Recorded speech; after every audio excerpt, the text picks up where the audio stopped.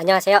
사주의 핵심만 쏙 뽑아서 알려드리는 사주학관입니다. 자, 오늘은 기문둔갑에 대해서 차근차근 공부를 시작해 보기로 할 건데요. 기문둔갑을 공부하기 위해서는 기본적으로 오행에 대해서 알아야 합니다. 이유는 기문둔갑은 사주풀이와 거의 흡사하기 때문입니다. 사주팔자를 펼쳐놓고 그 사주팔자를 근거로 해서 각자의 수치를 뽑아내서 9개의 궁에 배치를 하고 시작을 하는 게 기문둔갑입니다. 기문둔갑에 대해서 공부를 하다 보면 이렇게 9개의 궁을 그림으로 나타낸 것을 볼 수가 있는데요. 이 9개의 궁에 각자의 오행의 기운들을 배치해서 그것을 근거로 사주풀이를 해내는 것입니다. 원리는 사주풀이와 거의 같다고 생각하면 접근하기가 적 쉽습니다. 사주풀이에서 사용하는 신살과 운성, 형충파해 등을 적용해서 기륭을 판단하는 게 기문둔갑이기 때문입니다. 그러니 사주풀이를 잘 알고 있다면 기문둔갑을 공부하는 데 있어서 무척 유리할 것입니다. 어쨌든 이렇게 궁에 나타나 있는 각종 용어들, 궁을 펼쳐보면 여기에 뭐라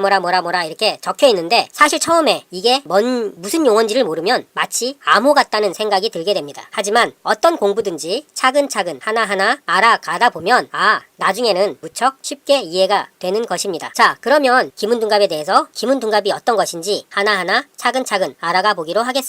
자, 사주팔자를 하나 펼쳐 놓아야 하는데요. 지금 공부하고 계신 분이라면 자신의 사주팔자를 한번 펼쳐 놓아 보시기 바랍니다. 사주팔자를 펼쳐 놓는 방법은 무척 쉽습니다. 스마트폰에 만세력 어플을 깔면 그 어플에서 태어난 생년월일시를 입력하면 바로 자신의 사주팔자를 볼 수가 있습니다. 스마트폰 어플을 이용해서 사주팔자를 펼쳐 놓는 방법은 사주학관에서도 올려놨는데요. 모르시겠다면 그 부분을 보시면 쉽게 알 수가 있을 것입니다. 그리고 기문둔갑을 하기 위해서는 사주풀이에서 사용하는 오행은 기본적으로 알고 있는 게 좋은데요. 그건 역시도 사주학관이 올려놓은 목화토금수 오행에 관련된 내용을 보시면 쉽게 이해가 가실 것입니다. 물론 수많은 관련 동영상들이 있겠지만 가급적이면 사주학관의 동영상을 참고하시는 것이 연결하는데 많이 도움이 될 것입니다. 자, 그러면 사주팔자를 하나 펼쳐 놓았는데요. 이 사주팔자는 요즘 한창 잘 나가고 있다는 백종원 씨의 사주팔자라고 하는데요. 인터넷에 있는 것을 그대로 가져와 보았습니다. 이왕이면 사주팔자 예를 들더라도 잘 나가는 사주팔자를 분석해보는 게 도움이 될 듯해서 이 사주팔자를 가져와 본 것입니다. 자, 이 사주팔자에 보면 병오, 병신, 병인, 정유라고 되어 있습니다. 청간내자, 지지내자라고 되어 있죠. 청간내자, 지지내자에 대해서도 사주학관이 올려놓은 영상을 참고하시면 바로 이해가 되실 것입니다. 자, 청간내자인데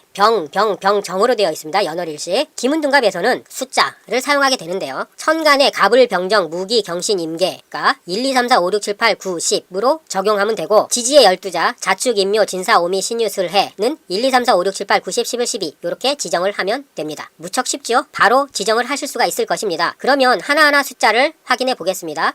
갑을병 3, 세 번째 3입니다. 갑을병 역시 3입니다. 갑을병 역시 3입니다. 병병병은 333 이렇게 됩니다. 정은 갑을병정 4가 됩니다. 4. 그래서 3334로 숫자를 적어 놓습니다. 그리고 지지를 보면 오신인유가 되죠. 연월일시. 자, 오는 자축, 인묘, 진사, 오. 7입니다. 7. 일곱 번째. 7 숫자를 적어 놓고 신은 자축, 인묘, 진사, 오미, 신. 9가 되겠죠. 9. 자축, 인묘, 진사, 오미, 신. 그래서 9가 됩니다. 인은 자축인 3이 됩니다. 유는 자축, 인묘, 진사, 오미, 신, 유. 10이 됩니다. 자, 숫자를 적어 놓으셨나요? 천간은 3334가 되고 지지는 7, 9, 3, 10이 됩니다. 자, 이 숫자를 9로 나눠주는 것입니다. 전부 더해서 9로 나눠주는 것입니다. 3334를 전부 더하면 13이 됩니다. 13을 9로 나누면 나머지는 4가 됩니다. 7, 9, 3, 10을 전부 더하면 29가 되고 29를 9로 나누면 3, 9, 27 그리고 나머지는 2가 됩니다. 그러니까 천간은 나머지가 4가 되고 지지는 나머지가 2가 되는 것입니다. 만약에 나눴는데 딱 떨어진다. 9로 딱 떨어진다. 그래서 나머지가 없다. 그럴 경우에는 9를 그대로 가져다 적으면 됩니다. 이렇게 나온 천간과 지지의 숫자 천반수 지반수라고 하는데요. 요 숫자를 9개 궁의 가운데 중앙에다가 갖다 놓습니다. 아래는 2, 위는 4가 되죠.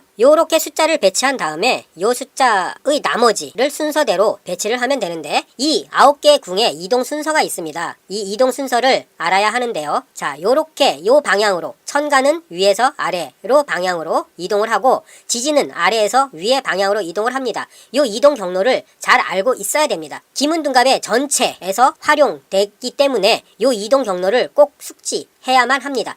이 이동 경로 간단하고 쉽습니다. 요렇게 숙지를 하면 됩니다. 천간은 중궁에서 시작을 해서 천간은 위에서 아래로, 지지는 아래에서 위로 그렇게 이동을 한다 라고 생각하면 기문둔갑을 공부하는데 무척 유용할 것. 기문둔갑 이동 순서는 위에서 아래, 천간은 위에서 아래, 지지는 아래에서 위로 라는 게 기본인데요. 일단 중궁에다가 2와 4를 배치를 했습니다. 지반수 2와 천반수 4. 그러면 천반수의 이동 경로를 보면 천반수는 4가 됩니다. 4에서 5로 위로 올라갔습니다. 4에서 5로, 그리고 5에서 6으로 내려왔죠. 천반수가 내려왔습니다. 그리고 7에서 8로 또 내려왔습니다.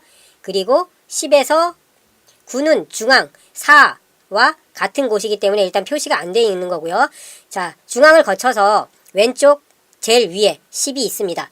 왼쪽 제일 위에 10, 10에서 다음 숫자 1로 내려오는 것입니다. 그 다음에 그 다음 숫자가 2가 되겠죠. 2를 찾아보면 오른쪽 제일 위쪽에 2가 있습니다. 오른쪽 제일 위쪽 2가 있죠. 2에서 또 3으로 내려왔습니다. 그래서 위에서 아래로 기본적인 흐름이다 라고 생각하시면 되겠습니다. 요 순서를 잘 숙지를 해야지만 천반수의 이동 경로를 이해할 수가 있습니다. 지금 1에서부터 10까지 순서대로 차근차근 이동 경로를 따라서 움직였는데요. 요 이동 방향을 잘 숙지를 해야 합니다. 그리고 지지를 보면 지반수 중궁이 2였죠. 2에서 일단 3으로 내려왔습니다. 내려오고 3에서 4로 올라갔죠. 3에서 4로 올라간 겁니다. 그리고 5는 왼쪽 가운데 있죠. 5에서 6으로 올라갔습니다. 지반수는 기본적으로 올라가는 겁니다. 그리고 7은 중궁이고 6에서 10에서 다시 1부터 시작하는 것입니다. 그래서 지반수는 아래에서 위로 올라가는 거라고 숙지를 하면 되겠습니다. 자, 오늘은 기문둔갑에다가 사주팔자를 숫자로 변환시켜서 어떻게 배치를 할 것인가를 알아보았습니다. 오늘의 영상이 도움이 되셨다면 좋아요나 구독하기 눌러주시면 다음 영상 제작하는데 많이 힘이 될 것입니다. 시청해주셔서 감사합니다.